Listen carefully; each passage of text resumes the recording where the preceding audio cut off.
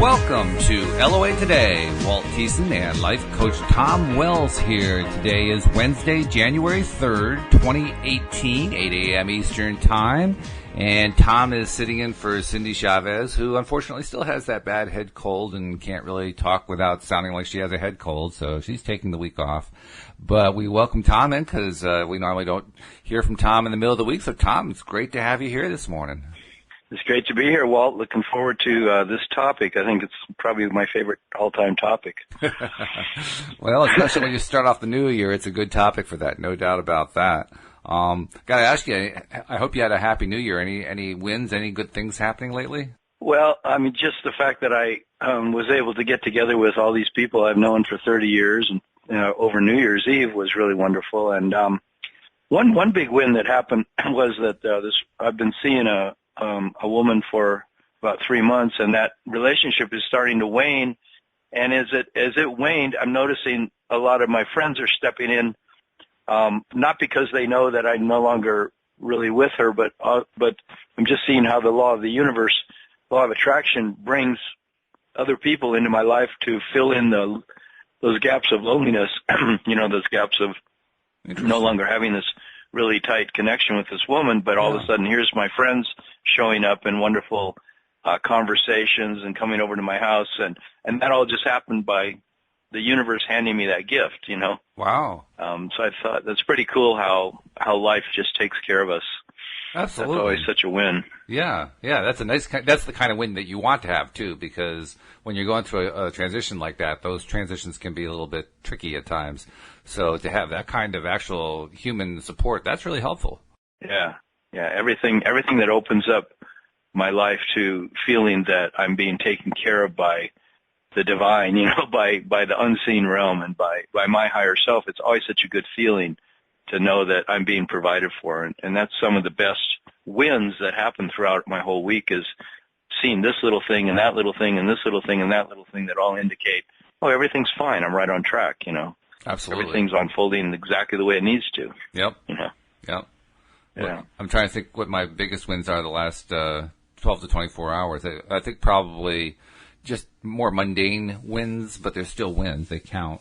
My wife and I have been spending time reading to each other from The Vortex by Abraham Hicks. And we'll read like a page, and then we spend the rest of the night talking about it. So we aren't making a lot of progress in the book, but still, it creates a lot of conversation, Yeah, you got the rest of your life to read a page in Right. Well, there are also 3 more books coming in the mail that I haven't read, so we have some stuff to go through here. Wow, that's great. But yeah, is that three more books that are written by Abraham? Or? Yeah. I realized that out of the 6 or 7 books that they had written and put out there, I'd only read 2 of them, and so I figured, after all these years, it's about time I read the others. And so that's what I've been doing. I haven't read all of them either. But. Yeah, and there's some good stuff in them, stuff I didn't realize was there. I bet you there is. Yeah, there's definitely a reason that each of them was written. So I mean, I was looking at the one, the title Law of Attraction, that I found. It's actually coming in paperback, but I found an ebook version of it, and I was looking at the ebook, and in that book I realized and learned for the first time that Abraham actually delineates 3 different laws, not just the law of attraction. First one, law of attraction. Second one, science of deliberate creation. Third one, art of allowing. I didn't realize those last 2 were laws until I read that section of that book. It's like, oh, okay. It's not like they play that up a lot, Wow. I should read that one too. Yeah, because I can see how art of allowing would be it. That's what our talk is about today. Enjoying your journey. Is really the art of allowing every second of your life, if you can, allowing yourself to enjoy your life the way it is. And that's the key to accomplishing the goals, the things that we want to have manifest in our life. It's also that's why. Yeah. It's also where more people stumble than any of the others. They don't really stumble on asking, and they don't really stumble on understanding that the law of attraction is where like attracts like. They stumble on the allowing part. So it's the most important one of all, and it makes sense to me that it needs to be its own law just because of that. Okay. Yeah, makes sense. Yeah. So you're the one who came up with the topic, so go ahead and finish your introduction of it.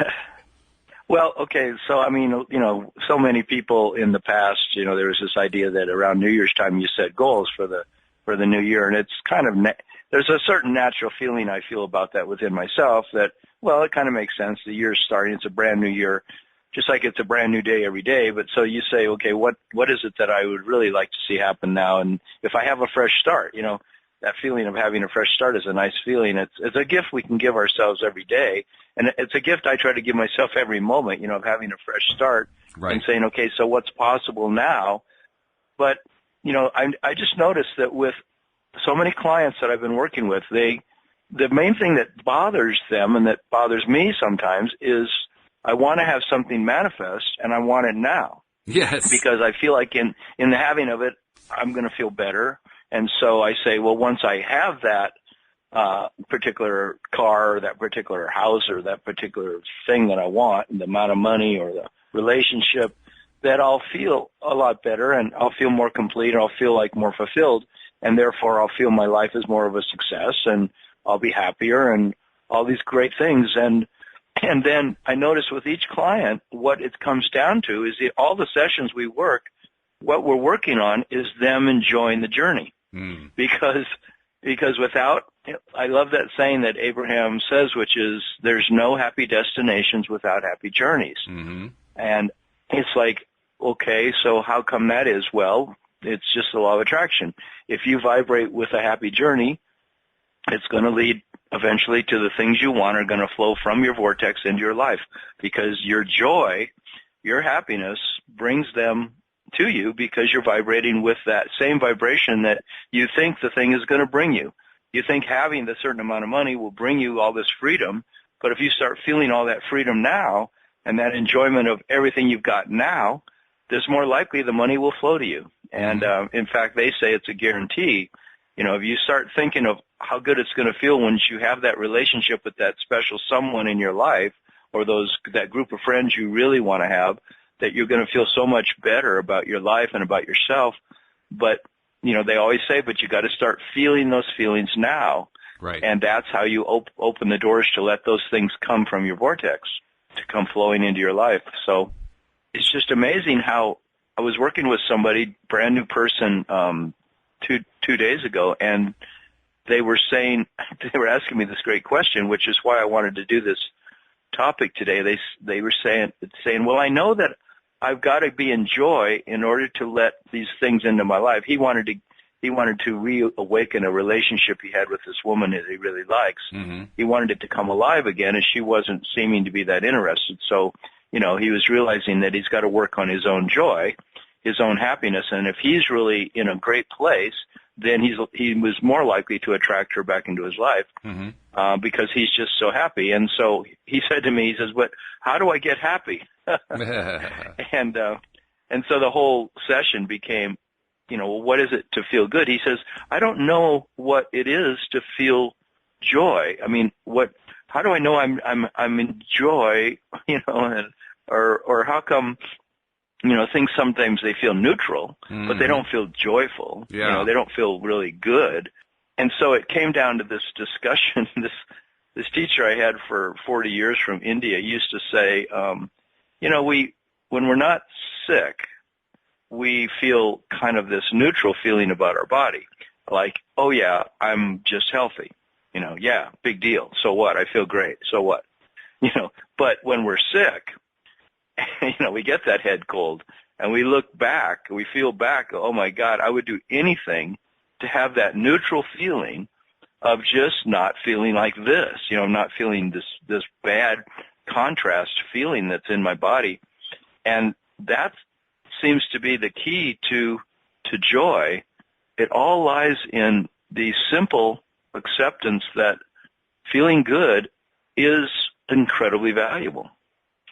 And therefore, to sort of amplify the fact that I feel good, that's why, like doing an appreciation journal, you start writing all these common things that I appreciate.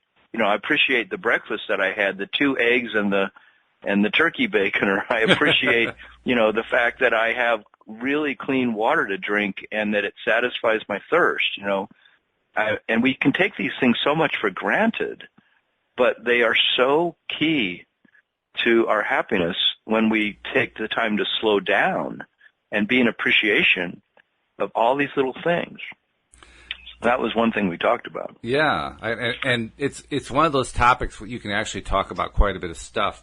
I have like 3 or 4 thoughts going through my mind based on what you were talking about there. I'll just pick one of them kind of at random. One thing that I don't remember why I was looking at this, but I remember about 2 or 3 years ago looking at the question of neutral feelings and asking myself, what does it mean to have neutral feelings and what does that imply and so forth? Because I was kind of in a similar place to what your client was in that I was having trouble not so much defining what joy was. For me, it was more about getting there, getting to a real happy state. And I always seemed to be just kind of leveling out at neutral. And so as I looked into it some more and, tried to find what I could that Abraham had said and that others had said and so forth, I finally came to a realization that, much to my surprise, neutral is actually negative. It's a very, very mild form of negative. And the best way, the best example I can give to metaphorically explain it is if you look at what happens in a legislative chamber, in the House of Representatives or something like that. It doesn't matter what country. In every country around the world, if you want to pass a piece of legislation, you have to have at least a majority or a majority plus 1 voting yes. If you have others who vote no or who abstain, the no's and abstain to get counted together, because what you have to be doing is voting yes in order to get the thing passed. Voting abstain does not help to get it passed. So in any legislature around the world, abstaining or maintaining neutrality actually gets counted as a no. And when you think of it that way, what we're really saying is you have to be in favor of it in order for the legislation to pass. Well, the same thing applies, I think, to law of attraction. If you want something to happen, you have to vote yes in favor of it. And so just voting neutral, it doesn't put up a ton of resistance, but it doesn't really help attract it either. It kind of floats it out there. It doesn't really move very fast. Not that you can't attract anything in a neutral place. You can, but it can take forever.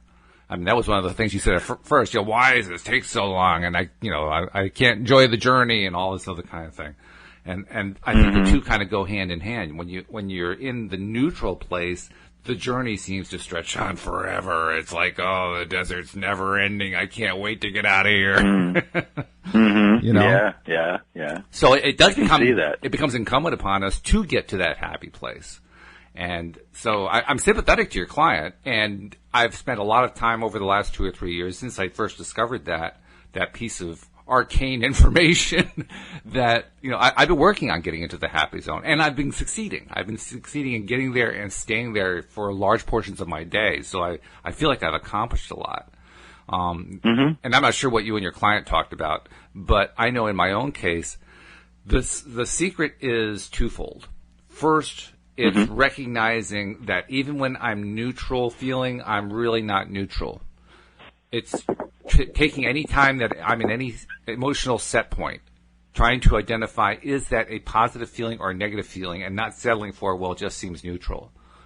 It turns out if I say to myself that it just seems neutral, what I'm really doing is begging the question. I just don't really want to look at whether it feels positive or negative. But when I push myself by saying, no, I have to give an answer of positive or negative, what I find is 9 times out of 10, I come up with negative. And now for the first time, I'm recognizing that what I was calling neutral is actually a slightly negative feeling. And when I identify it that way, then I realize I want to get out of here. I want to get into that positive range. So it kind of gives me a kick in the butt, if you know what I mean. Kind of says, okay, we're not going to settle here for just okay. We're going to go for something better. Yeah, I think that's fantastic. I find that as you were describing that's exactly what I'm trying to do right now in my life too, is because the other day I was listening to Abraham at some point, and they just really hit me really clearly that if I'm not in a vibration of joy, of fun, of ease, of happiness, then the things that I want really are not going to be flowing into my life because I have such an expectation of those things bringing me that joy and that happiness. Like Right. when I'm with that ideal partner, or when I have that certain amount of money, or when I move into that new house or something, and I can picture, how great that'll feel and why that'll give me so many benefits. And yet, I feel like, well, if it's taking a while to get here, like exactly what you're asking, and I started to see, that like what they say is, if you're not getting what you want, it's because you've got a mixed vibration. And so when you say that you have, this negative, slightly negative vibration, that the fact that you take the time to notice that, and you kind of just get subtly into the energy, and you go, is this neutral energy really contain mainly joy, or does it mainly contain some kind of belief, some kind of thoughts that say, I'm not enough, I don't have enough, in other words, is there lack? Because it's like I feel like I'm either communicating lack, or I'm communicating abundance, in my vibration. Mm-hmm. And when I'm communicating a belief in abundance and appreciation and love and joy and all those good feelings, then of course I'm going to attract more of that into my life. But it's such a great thing that you're asking, because you're looking at your life very carefully and saying, where is really joy here? What does it look like when it really feels good? Yeah. And I love that. Also recognizing that when you're in that so-called neutral state that's actually maybe slight first degree negative, you're really not feeling good. You're really not feeling good. That's the thing. And we convince ourselves that we're feeling good in that state, but we're really not. And you know how I think we get there? I think we get there because we are used to thinking in terms of in pain or not in pain. And that state is a pretty much not in pain state. So we tend to, it's like we limit our thinking and say, okay, well, if I'm not in pain, I'm good. Exactly. I don't have and to one do thing anything I more. realize is that I have a place of coping, where I pride myself in a certain way on the fact that I've learned through all these years of living, I've learned how to tolerate and cope so well that that actually what I'm doing is I'm tolerating a certain level of pain that's become so familiar. I mean, I'm having a realization right now talking about this, is that, it's become so familiar to be in this neutral place, but the neutral place is actually just a place of, well, I'm getting by. Yes. I'm getting by, but I'm not necessarily excited about my life. I'm not necessarily thrilled to be alive, in this moment. And so I feel like the joy and that moving just slightly into that place of being excited to be alive and to be appreciating and feeling, God, it feels so good to watch the snow fall, or it feels so good to smell my coffee, or it feels so good to taste my breakfast, Right. Like the things, all those things start coming alive. That's when the joy comes alive. But when I'm in a place where I'm just sort of taking everything for granted and I'm sort of just getting by, then that isn't going to attract the things from my vortex other than the things that are just keeping me getting by, right? And you're making a great point there, almost vicariously, that place of joy is such a better place just to be in, let alone for attracting. It's just a nicer place to be in. It's because you notice so much more, you appreciate so much more, and it makes you feel so much better. And it's where the real living happens when you think about it, isn't it? Yeah, it's so true. I mean, there's no living that you happens. You could go driving. It's what? There's no living that actually happens in that neutral state, because, like you say, that's the getting by state. And if you live in getting by for a while, and I lived in getting by for a long time, it's not a happy place. It really wears on your psychology after a long time. Your psyche starts to pay a heavy price for it. So you really do need to be in that happy zone in order to have full life go on. Yeah. And I'm opening up myself, like one of my New Year's resolutions, if I've got one, it would be, okay, this year, this month, this day, I want to open up to ask myself, what does real joy look like for me? What does it feel like when I'm friggin' alive? When I feel like I'm living my life out loud, it feels good, the choices I'm making. They feel like they're enlivening. You know how when you're a kid, at least for me, so much of my life, it's like the choices I would be making throughout my day were always often about like really wanting to go for something, like I get home from school and it's time to go out and play football with the kids in the neighborhood or baseball or some game, it was so exciting to get, a little snack and then get out there and start organizing the games and start playing, and Yeah. you play for hours, because I grew up in Southern California where every day you could play, it was the weather was almost always nice. Right. And so, it was just such a thrill to be in that joy of playing. And I feel like now I've surrounded myself in my life with so much sense of obligation to, to follow through on projects that I'm trying to do or ideas that, well, once I create my career in this way, I'll be happier. And once I have, I read these books, I'll know more and then I'll be happier. And I better learn more songs on the guitar. And, instead of, my goal for 2018 is to get my life into the place where I just feel excited about the choices that I make throughout my day. They more and more are things that as I look towards doing them, it feels good. It just feels like this is how I want to be living. Absolutely. And by the way, for listeners who are they're feeling like, yeah, we're pressing the right buttons here, I just want to take a moment to invite you.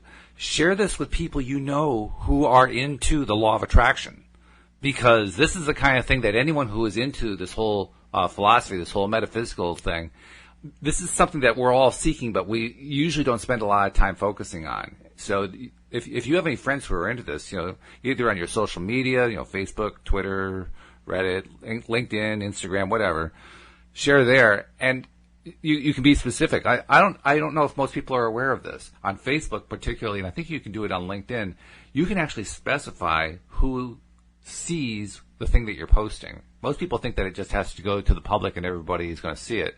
But if you just want to share it with certain people, you can actually do that. Did you know that, Tom? You can actually share this with people? Well, you can share it with specific people. You can specify who's going to see it on Facebook. So let's say you're setting up your little post. You're saying, listening to the LOA Today podcast right now, really good. You ought to check it out. And then up in the top right corner, there's like that little arrow, and you click on it, and you get options there. Well, one of the options it gives you is the ability to say, well, the default option says share it with the public. But if you look at the options, there are options like choose who you're going to share it to. And you can actually pick from a list of friends. You can type in a friend's name and so forth and say, well, just show it to this friend or to these two friends or send it to this group. I've done that before. Yeah. And people forget that that's available. So, I mean, you might not want to share this with everybody. I think we all do. So you might not want to share this with everybody, perhaps. Maybe, there's still a stigma. Let's be perfectly honest. There's a stigma about believing in the law of attraction. So you may not necessarily want to share it with everybody. But now there's a way you can share it with just certain people. And we urge you to do that because we're trying to spread the message about the show so that everybody can get their daily dose of happy. And you can even do it by text message. You can do it by email, whatever way you want to. But, think of like one or two or three friends that you have who are into law of attraction, positive thinking, and just send it their way. They'll appreciate that you did it. It'll make you feel good too, and it helps grow the show. So everybody benefits on it. I just wanted to mention that. That's great. I've noticed that a lot of my friends, when they do actually listen to some law of attraction stuff, even if they haven't been seeking that much, a lot of them report to me that they like it. It's like very positive and uplifting for people. And I think there's a lot of people that don't know that the law of attraction actually goes a lot deeper than The Secret. It goes a lot deeper than just saying, oh, you're always trying to manifest something in your life. You're trying to get more money. You're trying to get a better relationship. And, they think of it as a superficial game. I think some people that they say, oh, I know what the law of attraction is, Oh, sure. But I found for me when I started really studying it 4 years ago that it was so much deeper than I ever imagined. It has an entire, like you say in that book that you're reading, where they talk about these other laws, the law of allowing, and I can't remember the other one you said, but law of science. The science of deliberate creation is the second law. Yeah. Yeah, that there's. I find that as I listen to people who are speaking, especially the channeled stuff that's coming from the unseen realm, like Abraham, things that it's just an endless amount of interwoven understandings that as those things are understood within my being, they're liberating to me on every front throughout my day, that I can think about some law, like the fact that living in the moment is the only point of power that you really have. That there really exactly isn't really like the past. The past is actually gone, and the future never really quite arrives, because you're always really only in the present moment. Right. So, things like that. Just there's this understandings that they're very freeing. At certain times when I'm able to really grok, really fully understand that that's a very powerful way of looking at life, that I haven't had the habit of looking at life through that lens. And when I start looking through these lens of all the aspects of law of attraction, it becomes an entire lifestyle. And that lifestyle is, ironically, the topic of what we're talking about today. It's enjoying the journey. You start realizing that, there's all these ways I can enjoy every moment of my day. I can actually learn to get out of this neutral or negative place of the stories I'm telling myself, and I can actually start to fashion telling myself new, better feeling stories that then open the gates for more and more wonderful things to flow into my life. And that's why we call the show Your Daily Dose of Happy, because it's great to explore the law of attraction. There's, like you say, there's certainly a lot there. But as you also pointed out, this is where the fun is. This is where it feels good. And one of the many ways you can use, one of the easy ways you can use in order to get yourself in that feeling place, is to listen to the show. And in our case, to do the show. Because it is. I mean, that's the feedback we're getting from a lot of people. The show makes you feel good.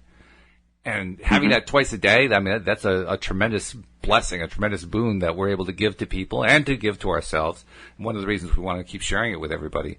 But I just want to emphasize, it isn't just about exploring the law of attraction in depth, which is great as well. It's also about feeling good. In fact, the field of positive psychology is reinforcing that in big, big ways over the last, and has been for the last 10 or 15 years or so. In that, Wendy and I were talking about the field of positive psychology during yesterday's afternoon show. The field has so many ways that it has used scientific research to reinforce what LOA teaches us. And there's a perfect example that fits in with what we're talking about here. There is study after study after study that shows that people who are happy first become successful later. People who are happy first have happy relationships later. People who are happy first have healthier lives later. People who are happy first have more successful careers later. People who are happy first, I mean, just go down the list. It's in every single case. And we're not talking about, small, minor, marginal differences. We're talking about differences that make, like the scientific studies about whether or not you've found a detector for cancer look meek and meager by comparison. The strength of the signal that comes through on these studies is tremendously strong. I'll probably mess this one up, but I remember there was one where if you are a positive, happy person, that is something like a 90% predictor of your success level. 90%. I mean, that's something that most scientific studies would flip for to get that kind of result. But that's what you get when you focus on the idea of being happy first. And I don't know if I told you this story, but there's a study that was done of nuns. This was nuns from the 1930s who were asked by the Mother Superior for the U.S. to basically write out a little piece about themselves. Just, a little self-bios, autobiography kind of thing. 1 or 2 pages in most cases was what they did. And it was for the novitiates, not for the established nuns, but for the ones who wanted to become nuns. And those records were retained, such that back in the 1980s, a bunch of psychology researchers found out about it and asked for permission to go through those and to compare what had been written to what happened to the nuns who wrote them, at least among the novitiates who became nuns. And what they found was astonishing.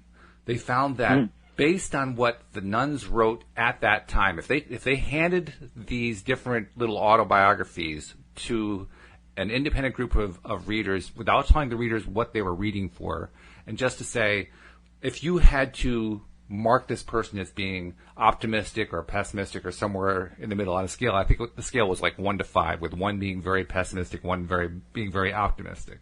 Well, that's what they did. They just went through and they kind of graded it, like, oh, this one's a 4, this one's a 2, this one's a 5, and so on. And then they took those and they correlated it with what actually happened with those nuns in their lives. And they found that the nuns that were rated a 5 were something like 50% more likely to live past age 90. And they were tremendously less likely to get sick later on in life. And they were much more likely to have fulfilling careers and to get somewhere with their careers as nuns, because nuns actually do have careers. They move around and so forth. I mean, it was in case after case, when you compared the 5s to the 1s, the differences were extraordinary. And when you think about it, what that was saying is their attitude at the time they were young governed the way they became old. Mm-hmm.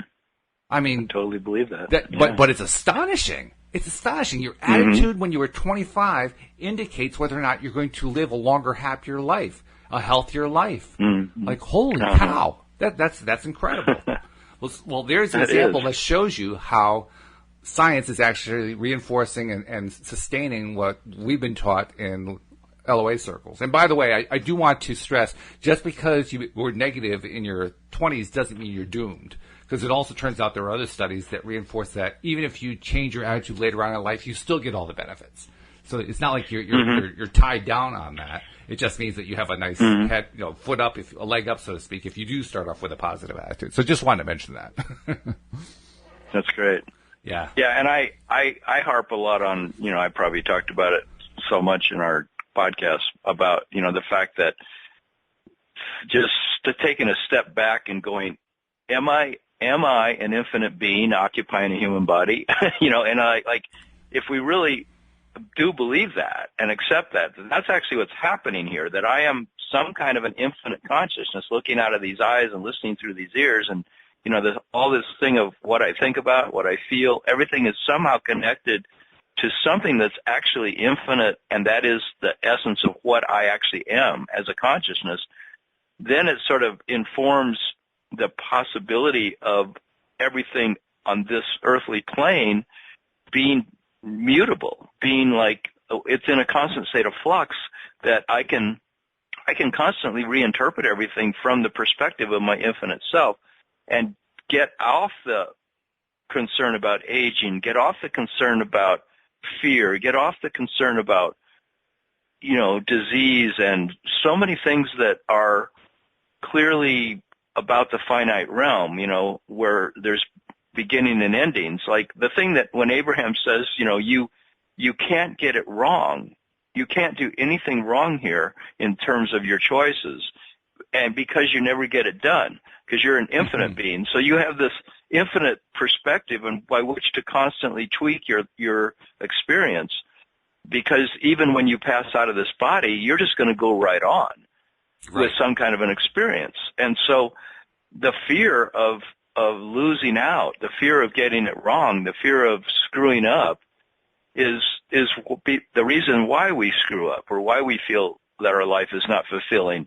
And when we take that step back and go, I have unlimited possibilities, I just need to accept the fact that it's not as serious as I thought it was. It's not this big drama, Right. This is a freeing, I could be free, learning how to be free here.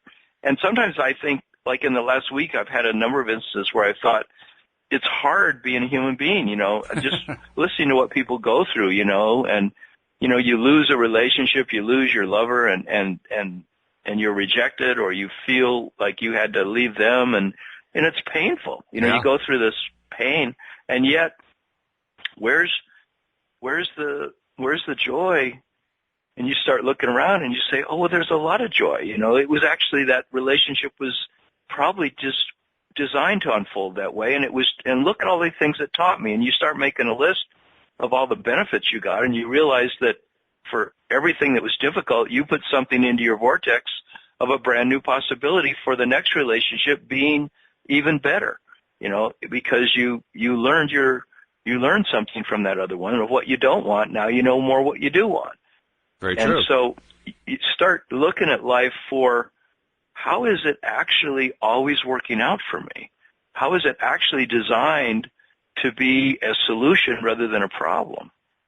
And not only a solution in a neutral sense, but a solution, there's an excitement about it. There's something stimulating here, and how can I find that? How can I get into that groove where I love the way things are unfolding?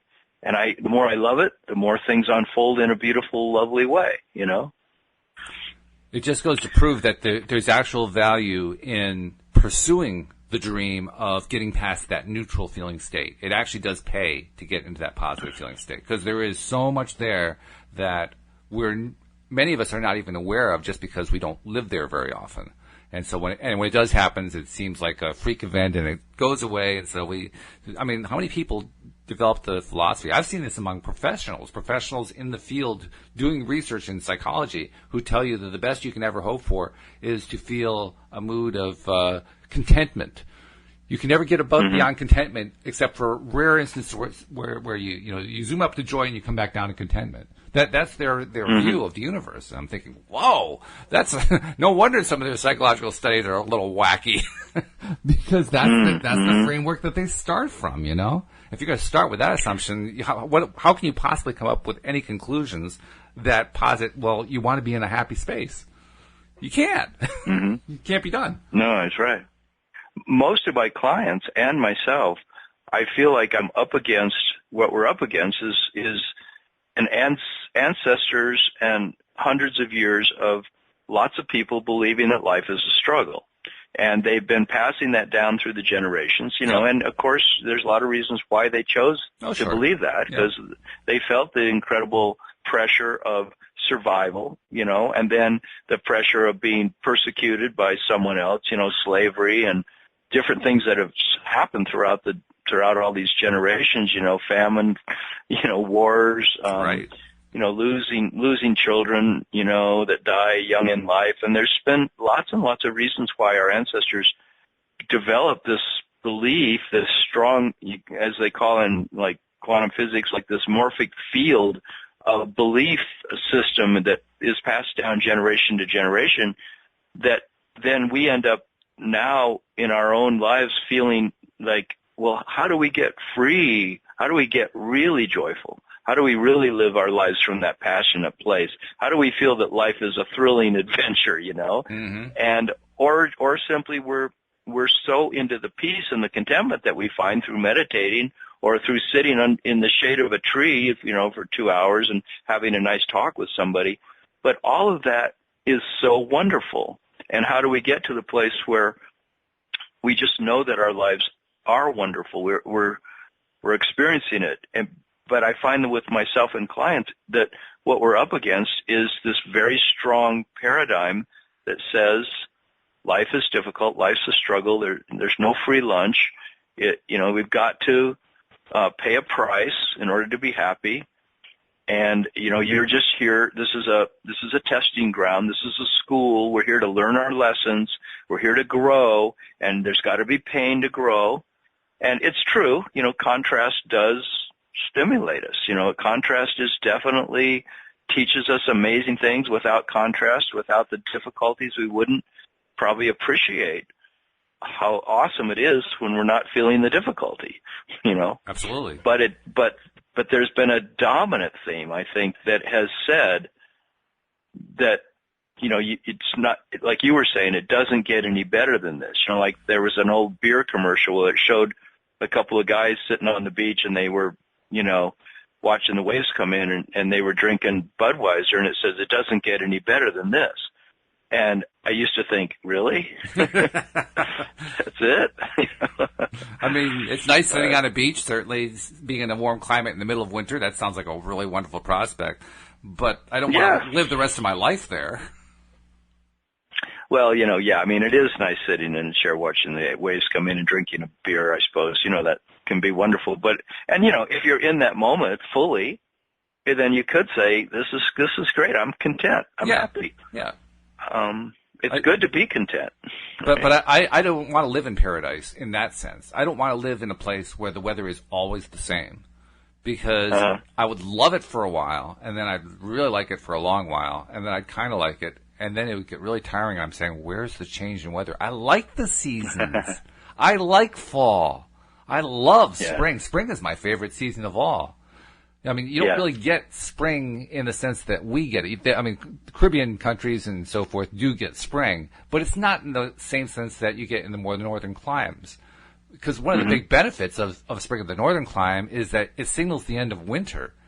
And that end can be like joyous, like, whoa, the warm weather's back, hooray! And you don't get that in the Caribbean, right? Because it's always warm. There's no contrast. Right.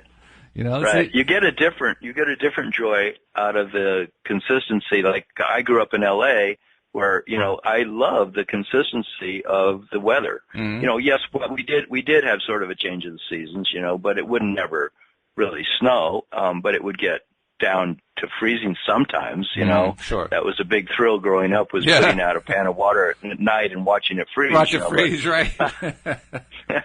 But when I finally did move out of Los Angeles in my early 20s, I was really digging the four seasons. And I know exactly what you're saying. The joy of watching the seasons change is fantastic. You know, it's incredible. But the way that people hate the cold now, you know, so many family and friends that I talk to and people and strangers I run into, they hate the snow and the cold. And I'm thinking, yeah, but it's so much a part of this geographic area of the world that if you don't have snow, you're not going to have all these beautiful pine trees. You're not going to have the things that grow here aren't going to thrive if you don't have the snow and the cold. They need that to survive. So, you know, you're constantly sitting here, you know, putting out this message to the universe, like, I don't want snow anymore, you know, and, you know, I don't know. I don't think that's a good message to put out there. Well, what you're going to get is more snow. I mean, that much we do know. When you're snow induced, something you get more. Yeah, exactly. So, I mean, I like the way my wife does it. My wife, it's kind of funny taking a walk with my wife after a snowstorm, especially if it's not the first storm of the year. If it's like the fourth or fifth, because about that time, it's really wearing down on people. They're tired of it. Like, okay, enough with the snow already, that kind of thing. And my wife is practically dancing down the street. I love snow. I love snow. Yeah. Doing snow angels and, you know, just, you know, dancing and running and like, oh, this is so great and so forth. And everybody's going, oh, God, please, no more snow. Talk about contrast, having two entirely different ways of experiencing the exact same event. And I'll let our listeners decide for themselves, which one do you think is going to be more conducive to attracting what you want in your life? Because I know what the answer to that one is, and I think you do too, Tom. Yeah. So I was going to ask you, Walt, how do you, like, let's say you're looking at the rest of today, what do you do as you go through your day to enjoy your journey, to really, like, open so that the things that are in your vortex that you really want to have in your life, that they flow to you more easily and readily? Well, I've been doing so much study of how the whole thing works, and I have it fairly well ingrained in my conscious mind, that I am now a lot more aware than I was even a year ago, let alone 5 or 10 years ago. I'm really aware of when I am slipping out of that positive zone. And at the moment that I detect that, I know it's a signal for me to stop what I'm doing for just a moment, because I can't let that trend continue. I must reverse that. And then once I've stopped, I take 2 deep breaths, not just one. I take 2 deep breaths, slowly breathing in, breathing out, and then do it again, just to slow myself down, because breathing reduces stress, right? And it's pretty quick. So, you know, just by doing a couple breaths like that very slowly to remove the stress from the equation.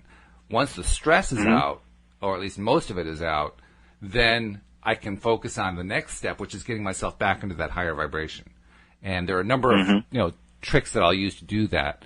It's a lot easier than it used to be. It used to be, it was like pulling teeth trying to get up to the higher vibration level, because I was so not used to being there.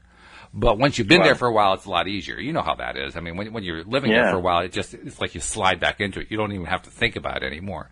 But on those occasions when I'm still reaching, when I'm still struggling to get there, I will look at the thing that was giving me the hard time. You mentioned this a couple podcasts ago about how you want to look at what it is that's bugging you, like square in the eyes.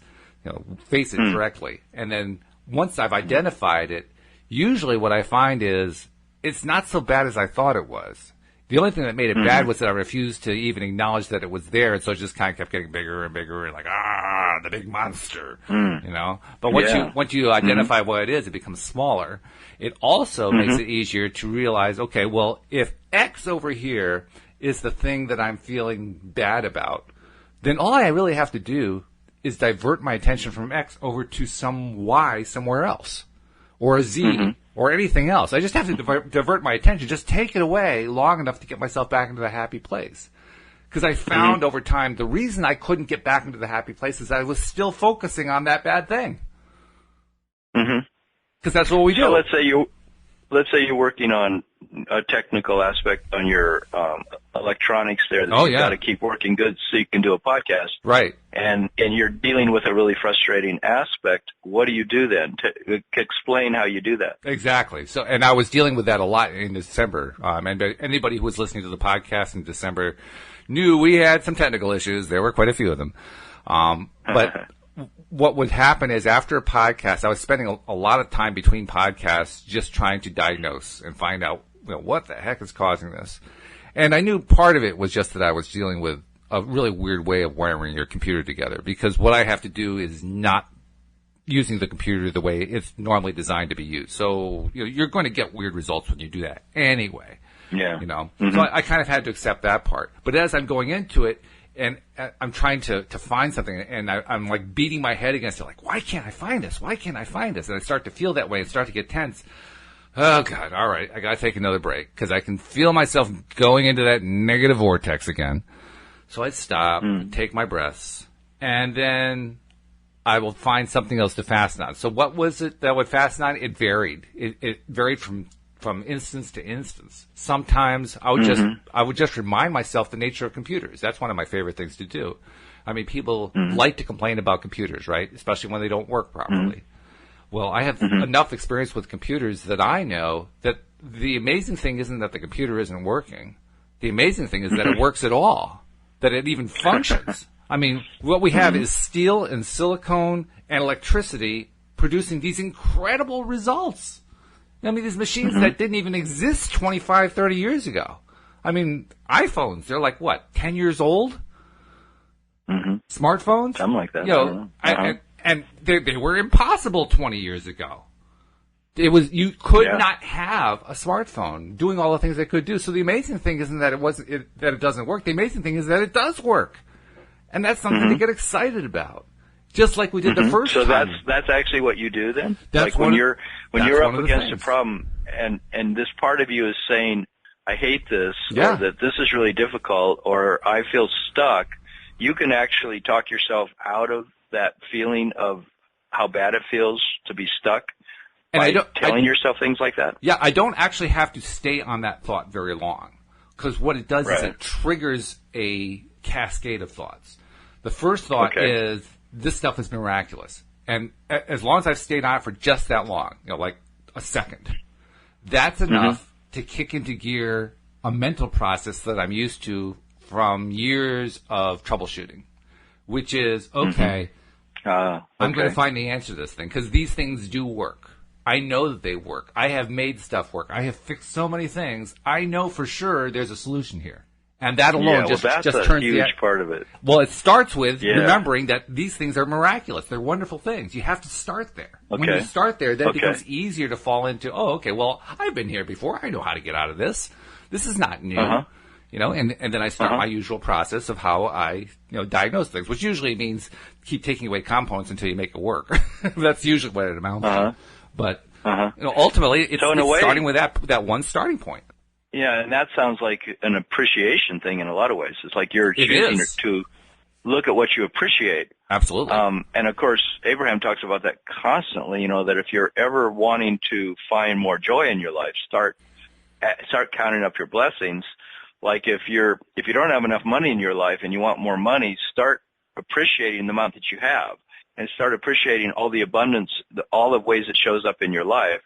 And that start appreciating the fact that there's some kind of a power in the unseen realm in your higher self that's actually fully got your back, and that you can just relax and know that you will have what you need. You have what you need now, and you will have more, and it will come to you one way or the other. It's on its way if you can just, be in that place of appreciation.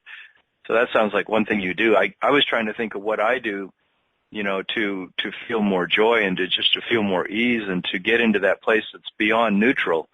And I before we started the call, I just took a notebook and I said I'm going to give myself 10 minutes and write down what brings me joy.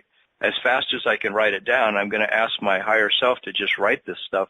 And I wrote 50 things in 10 minutes that bring me joy, Wow. And it just makes me realize that it's an attitude.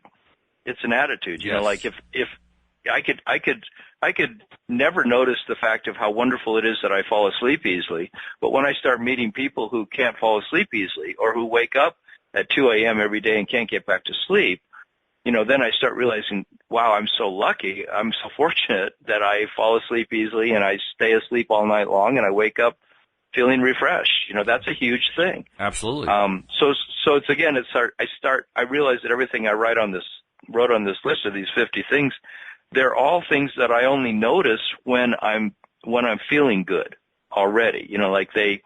They're things that, I get feeling better as I write more of the things that I appreciate. But I realize when I'm in a place where I'm not believing that life really works that well, I don't believe that all is well, I don't believe that I can't get it wrong, I don't believe that I'll never get it done, I believe too much in the old limited thinking, then it's hard to find these things that I appreciate. So that's why I think for my clients, and for myself, it's developing a practice like you've developed around the technical things of, knowing that there is a solution, knowing that there is a better way, there is a better feeling inside of me, and that I can get to that better feeling if I just relax and trust that that's the direction I want to go in, and notice the negative stories I'm telling myself and start telling myself more positive ways of approaching everything in my life. And that process I described is not the only process I use. I think I prefaced it by saying that's just one way that I go about doing it. Sometimes that just doesn't feel like the right way to go. But the key is to have what I call a handful of safe practices to follow. And by safe, I don't mean that you're not going to get attacked. I mean that you can always count on them to work because they've always worked for you in the past. They're the things that you most rely on. So for me, one of my safe things is to listen to positive music. Another safe thing is just to go take a walk and get out in nature. Because those things will always get me into that positive state of mind. And sometimes you just need to take that break. So getting out to take a walk in nature is sometimes a good idea when I'm trying to, solve a technical issue and I'm pounding my head against it. I'm not getting anywhere. Sometimes you just got to get away from it. That's a huge one. Yeah, that's the whole going general thing. Right. I find that that's probably the main technique that I work with clients. One of the main things is we've got to go general when we're too minutely laser focused on our problem. You just got to get away from it. Exactly. And get your focus onto something that feels better. And that's really good, I think, to cultivate. Well, what are the things that turn me on? Like for me, like you said, for you, it's listening to the music that you listen to. For me, it's the same thing. It's picking up my guitar, and saying, I'm just going to totally change the whole tone here. Maybe I've been experiencing writer's block and I'm struggling with that. And then I just say, okay, I'm just going to get up out of this chair. I'm going to go get my guitar. I'm going to sit in the other room and I'm going to play some lead guitar and practice my riffs, and just get better and better. But sometimes I'll end up doing that for 2 or 3 hours because it's so much fun. Yep. And that then informs my whole day, it gives me all that nice experience of having fun. Well, particularly if you work for a company for a living, and you don't have the luxury of being able to go play guitar for 3 hours, and that's a wonderful thing to do. It's a great thing to do, but if you're in that kind of a work environment, that's not really an option. That's why I think it's really important to have a preset list of safe options. Because, like you said, when you're in that state of mind, it's hard to remember what the good things are that you can do. But if you have a list, an actual physical list that you have pre-written, that you've taken the time to write out, okay, I can take walks, I can listen to my positive music list, I can appreciate computers, whatever it is, you can come up with like 3 or 4 of them and just have that piece of paper handy so you don't have to think about what it is that you're going to do to get yourself in that better space. All you have to do is go get your safe list out and look at it and pick one. Makes it so much easier if it's pre-planned like that, and you've already done the exercise of listing what those 3 or 4 things are. That's a good thing. Yeah, I want to get better and better at that. And then the other side of it is like I've talked to a lot of clients and like they're going to work, but they're not noticing what at work you do like. In other words, like, well, I do actually like always talking with so-and-so, or I do really like, doing this kind of project because I always get a great sense of excitement when I'm solving this particular type of problem. Right. And so you start helping a person name or yourself name the things that even in a situation that you generally don't think of as a fun situation, like, well, what are the things you do appreciate there? And I mean, I remember being in school and thinking like, what things about school do I actually like? Even though I said the only thing I like is vacation, when school's over, but there were things about school I liked. I liked, doing big reports and doing them really well and including a lot of artwork in my report or getting, really writing it up in such a way that it was very easy to understand and yet it had a lot of great details in it. So there's lots of things we like. And, by focusing on, well, what aspects of that do I like and stop the messages in my head that say I'm not happy, Right. Just like don't go there over and over again. Absolutely. This is such a huge topic. We could talk about this for hours. Yeah, unfortunately, we've got about 2 minutes left, so we don't have hours left. I wish we did because we could go, like you say, for a long time on this one. One thing that I do want to urge people to do, and I'll try to give us another 30 seconds or so to actually talk about the topic. But before we run out of time, if you have not yet subscribed to the podcast, please do so. It's pretty easy to do. You can do it right at the website, loatoday.net. On your iPhone, you can also do it through the iTunes Store. You can also do it through the podcast software that's built into the iPhone. On Androids, you can do it through the Google Play Store. In any of those cases, just search on LOA Today. It pops right up. Click the subscribe button, and now you're getting every single episode that we do twice daily, 5 days a week, plus one on Sunday. So you're getting 11 daily doses of happy every week. So I just wanted to throw that in there and remind people before we completely run out of time. But on this topic of how we're dealing with our days and how we're dealing with incidents that happen during the days. One thing that positive psychology has taught us is the value of the social network. And by social network, I mean it can even be very something small, but I recommend having at least one person that you've cultivated as a friend who you have agreed with that person. You're going to deal with them on a positive basis only. You're not going to go into negative rants and, how this is happening, the political situation in the news and all this other stuff. You're just going to stick to positive topics so that you can go to somebody like that, particularly in the work environment, and say, hey, I need a little quick pick-me-up, and just talk for 5 minutes, and now you're in a better state of mind so you can go back to work. So I wanted to throw that one in while we have a few minutes left. That's good. Before we do lose everybody, too, Tom, sometimes you need to have a coach to talk to. Sometimes you need to have somebody to work things through, and that's something you're good at. If somebody wants to have a private session with you, how do they do that? They can go to my website, which is youarejoy.com, youarejoy.com, and there's a page there called a free discovery session where you can fill out, your name and email, and I will set up a 60 minutes of free coaching with you so you can address some problems, some concerns in your life with me and see what it's like to do coaching with me. Sounds very good. Tom, I look forward to our next show together, which will be on Friday. Yeah, I do too, Walt. And definitely, I love all these shows. Absolutely. And in the meantime, please join us next time here on LOA Today. Goodbye, everybody. Bye.